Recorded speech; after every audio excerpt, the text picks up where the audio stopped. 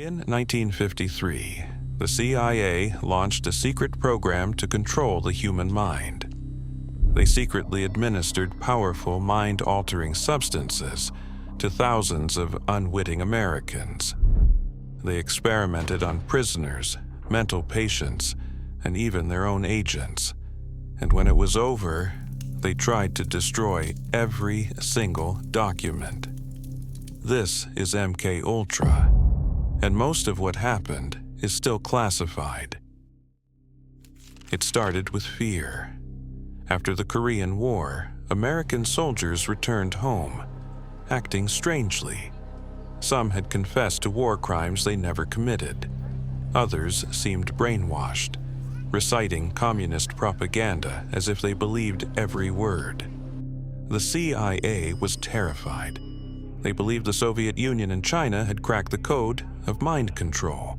So, in April 1953, CIA Director Allen Dulles approved a top-secret program. Its codename, MKULTRA. The mission was simple and insane. Find a way to control the human mind, break a person's will, make them do anything, say anything, believe anything. And the budget, unlimited. No oversight, no ethics committees, no rules.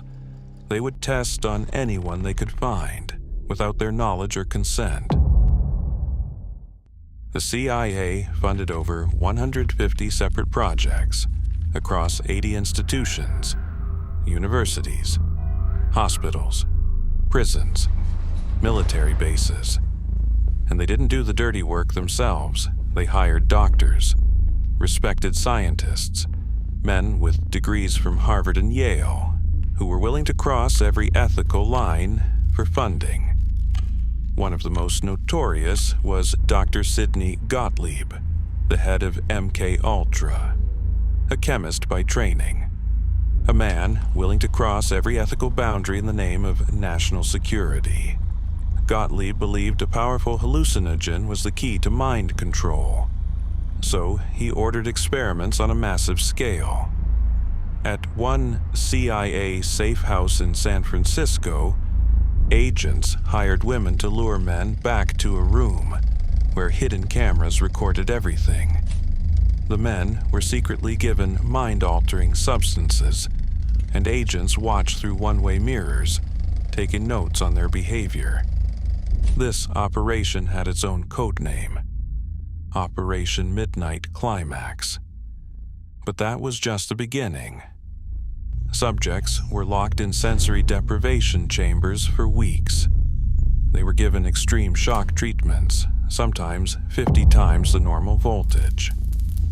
They were given sedatives to put them to sleep, then stimulants to wake them up, over and over, for days.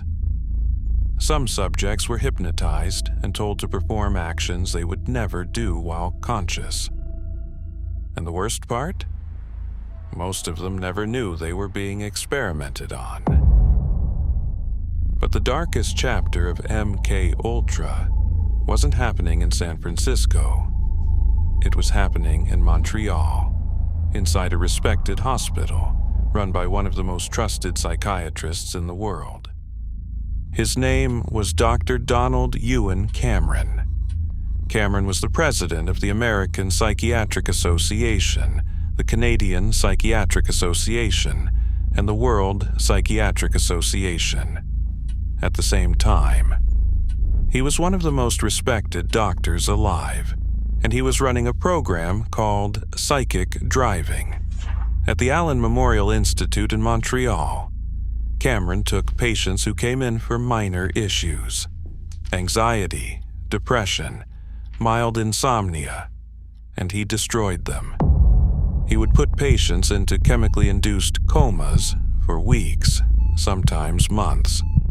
While they slept, he played looped audio messages through speakers under their pillows. The same message, over and over, up to 500,000 times. He called this de-patterning.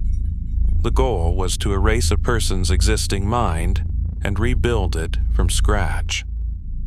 Patients forgot their own names. They forgot their families. They forgot how to dress themselves, how to use the bathroom.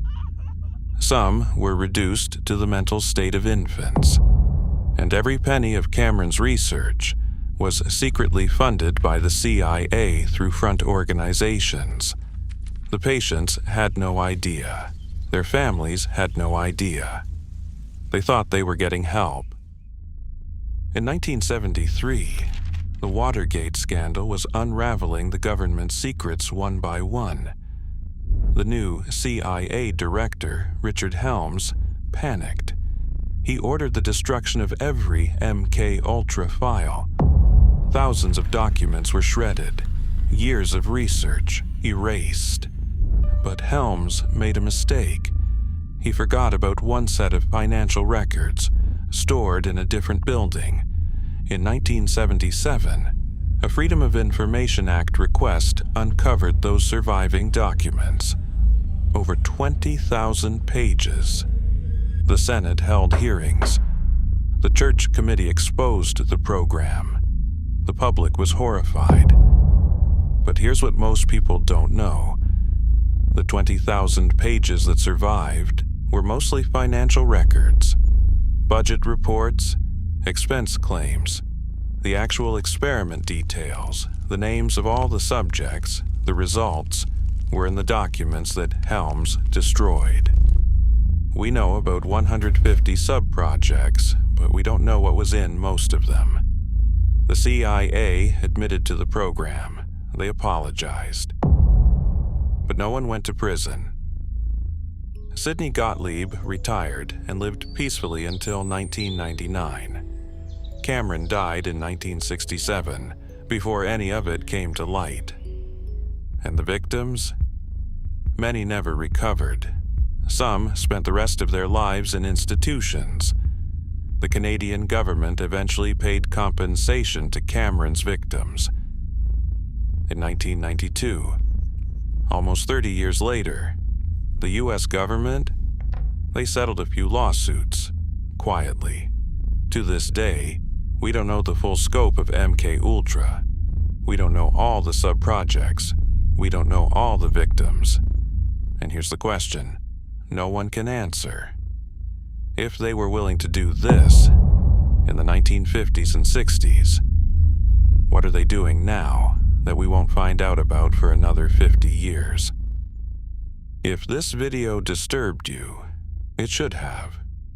Subscribe to Redacted History and turn on notifications, because the stories we cover here are the ones they tried to bury. Like this video, share it with someone who needs to know, and leave a comment.